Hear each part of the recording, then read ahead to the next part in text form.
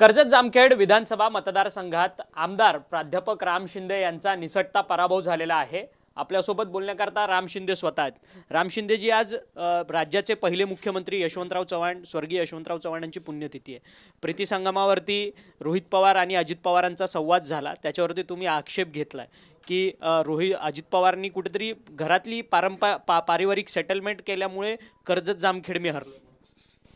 मला वाटतं आज स्वर्गीय यशवंतराव चव्हाणांच्या पुण्यतिथीच्या निमित्तानं प्रीती संगमावरती झालेली भेट आणि कर्जत जामखेडच्या संदर्भामध्ये राज्याचे नेते आणि उपमुख्यमंत्री अजितदादा पवार साहेब यांनी दिलेली जी चर्चा आहे आणि दिलेलं उत्तर आहे की रोहित पवारांना सांगितलं की मी जर आलो असतो तर तुझं काय झालं असतं। मला वाटतं ह्याला निवडणुकीच्या पूर्वीचा हा धागा आहे। मला ही गोष्ट अगोदरच समजलेली होती, परंतु राजकारणात चर्चा असतात, विश्वास ठेवायचा नसतो आणि शेवटी अजितदादांनी हे सांगितल्यामुळं आज मला त्याची अनुभूती आलेली आहे की त्यांनी जो काही कौटुंबिक त्यांचा करार झाला की आमदार रोहित पवारांनी बारामतीमध्ये लक्ष द्यायचं नाही आणि अजितदादांनी कर्जत जामखेडमध्ये लक्ष द्यायचं नाही, हा जो करार झाला त्यांचा, आणि हे जे माझ्या विरोधी कट कारस्थान रचलं त्याचा मला निश्चित स्वरूपामध्ये अनुभूती या संदर्भात आलेली की आमदार रोहित पवार यांनी स्वतः मतदान केलं नाही, त्याच्या कुटुंबाने मतदान देखील बारामतीमध्ये केलं नाही आणि अजितदादांनी मी वारंवार मागून देखील सभा दिली नाही। मला काही वाटत नव्हतं, कारण अजितदादांनी मोठे नेते आहेत, अजितदादा राज्याचे उपमुख्यमंत्री, त्यांचाही पक्ष आहे, ते वेळोवेळी राज्यामध्ये त्यांना मागणी होत असेल मग कदाचित दिली नसेल वेळ, असं माझं मत होतं। परंतु अजितदादांनी आज बोलल्याच्या नंतर जाणीवपूर्वक कर्जत जामखेडला येण्याचं टाळलं, हे याच्यावरून सिद्ध झालं। त्याच्यामुळं मला खूप मोठं दुःख झालं। हा महायुतीचा वरिष्ठ नेत्यांनी धर्म पाळला नाही ही माझी खात्री झाली। मी पक्षाला सांगितलंय, नेतृत्वाला सांगितलेलं आहे। परंतु खरं तर आमदार होण्याकरता खूप खटाटोप उठाठेव करावी लागते। गेल्या 5 वर्षाच्या 2019च्या निवडणुकीमध्ये अजित पवार प्रत्यक्षात रोहित पवारांच्या पाठी होते आणि आता 2024च्या निवडणुकीत रोहित पवार एकटे लढत होते, परंतु अप्रत्यक्ष दादांचा पाठिंबा होता असं तुमच्या म्हणण्याप्रमाणे। कार्यकर्त्यांना तुम्ही कशा पद्धतीने सांभाळलं, कारण की भावनाविवश कार्यकर्ते झाले। खरं तर आता पुन्हा एकदा 5 वर्ष तुमच्या वाट्याला त्या मतदारसंघामध्ये संपूर्ण संघर्ष आहे। उभ्या महाराष्ट्राला वाटत होतं की पवार घराणं फुटलेलं नाही आहे, पण उभ्या महाराष्ट्राला हे कळत होतं की आता घराणं फुटलेलं आहे। आणि तुम्ही सांगता की अजितदादा गेल्या वेळेस माझ्या विरोधात होते परंतु आता माझ्याबरोबर होते, तर स्वतः अजितदादांनीच प्रीती संगमावर सांगितलं की मी सभेला जर आलो असतो तर तुझं काय झालं असतं आणि मी आलो नाही म्हणून तू जिंकलास। हे जे अजितदादांनी वक्तव्य केलं ते याचा अर्थ काय होतो, 19ला काय केलं आणि आता 24ला काय करताय। त्याच्यामुळं मी एकाकी लढा दिला, आमचे कार्यकर्ते, पदाधिकारी, नेते अतिशय संघटन चांगल्या पद्धतीनं बांधलं। गेल्या वेळेच्या तुलनेत 35,000चं मताधिक्य अधिकचं घेतलं।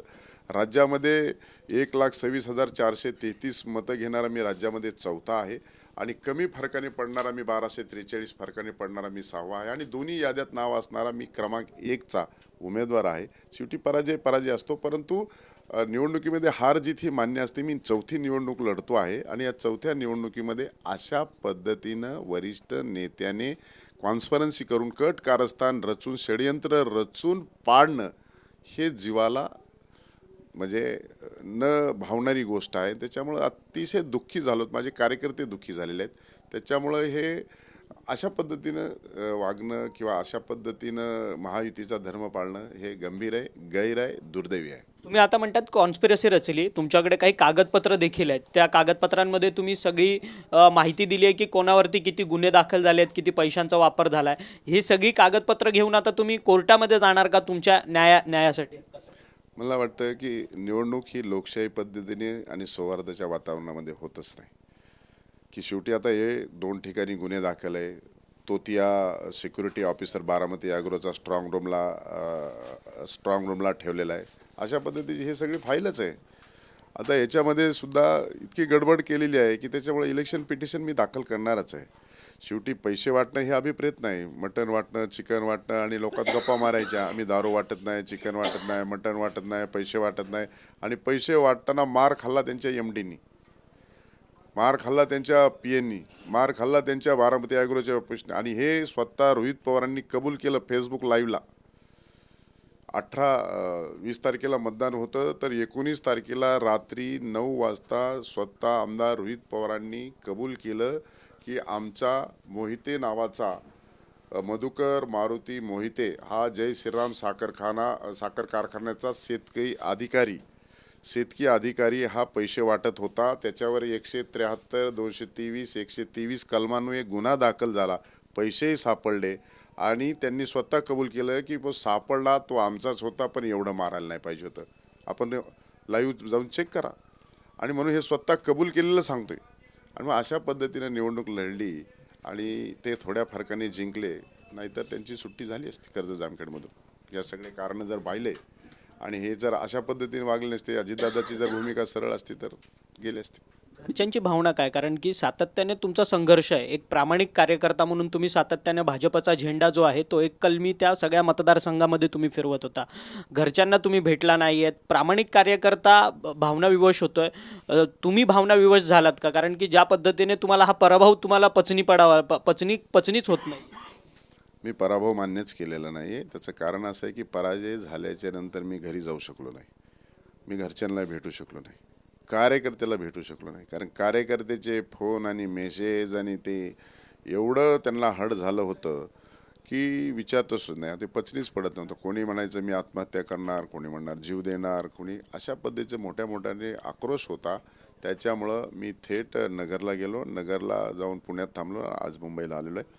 परंतु एन प्रकारे अशा पद्धतीची निवडणूक आमच्या कर्जत जामखेडनी कधी बघितलेली नाही आहे. आणि ही निवडणूक खऱ्या अर्थानं जी निवडणूक झाली ती ही निवडणूक झालीच नाही आहे. हे बिहारला लाजवेल अशी निवडणूक झाली, पश्चिम बंगालला लाजवेल अशी निवडणूक कर्जत जामखेडची झाली. आणि आम्ही कर्जत जामखेडची जनता अशा पद्धतीने कधी निवडणूक लढलेली नाही आहे. अशा पद्धतीचं चित्र कर्जत जामखेडमध्ये आहे. त्याला मी आता हायकोर्टात जाऊन इलेक्शन पिटिशनच्या माध्यमातून न्याय मागणार. एक शेवटचाच प्रश्न सर. खरं तर देवेंद्र फडणवीस मुख्यमंत्री व्हावे ही सातत्याने इच्छा जी आहे ती भाजपच्या नेत्यांकडनं कार्यकर्त्यांकडनं वर्तवली जाते. महायुतीचे महत्त्वाचे नेते, प्रमुख नेते मुख्यमंत्री व्हावे म्हणून त्या पक्षाकडनं लॉबिंग केलं जातं. देवेंद्र फडणवीस खरंच मुख्यमंत्री होतील की पुन्हा गेल्या वेळेससारखा मुख्यमंत्री एकनाथ शिंदे, मुख्यमंत्री अजित पवार यांचा पुन्हा पाट्याला? 2014ला देवेंद्रजी फडणवीस हे मुख्यमंत्री पदाचे उमेदवार होते. मुख्यमंत्री झाले. 2019पर्यंत मुख्यमंत्री होते.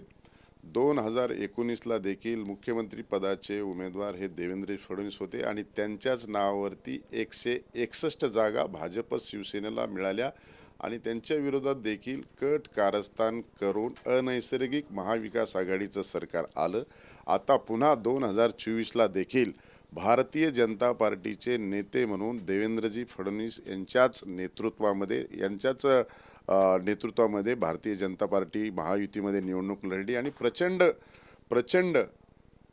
प्रतिसाद मिळत जवळ 90% स्ट्राईक रेटनी 132-33 जागा जिंकलेल्या आहेत. मला असं वाटतं की निर्विवादपणे महाराष्ट्राच्या जनतेने देवेंद्रजी फडणवीस यांच्यावरती विश्वास व्यक्त केलेला आहे. आणि म्हणून आता 2 आमच्या महायुतीतल्या घटक पक्षांच्या नवनिर्वाचित सदस्यांची बैठक झालेली आहे. त्या बैठकीमध्ये देखील त्यांच्या नेता निवडीची प्रक्रिया पार पडलेली. आम्ही मोठा भाऊ म्हणून पूर्वी भूमिका होती, आताही भूमिका आहे. आता आमची देखील ती प्रक्रिया पूर्ण होईल आणि निश्चित स्वरूपात लवकरच सरकार स्थापन होईल. धन्यवाद. तुम्ही आमच्याशी बातचीत केली. होते प्राध्यापक राम शिंदे. खरं तर आता कर्जत जामखेडच्या सगळ्या निकालाच्या संदर्भात हायकोर्टात संपूर्ण याचिका जी आहे ती राम शिंदे दाखल करणार आहेत. त्यामुळे पुढच्या काळात राम शिंदे यांना न्याय मिळतो की नाही कोर्टाकडनं ते देखील पाहणं महत्त्वाचं ठरणार आहे. व्हिडिओ जर्नलिस्ट संतोष कदमसह अक्षय मंकणी, टीव्ही 9 मराठी, मुंबई.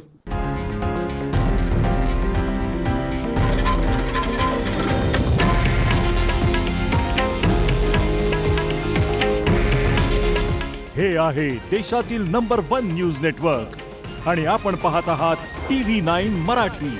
काळजी तुमची, हित महाराष्ट्राचं.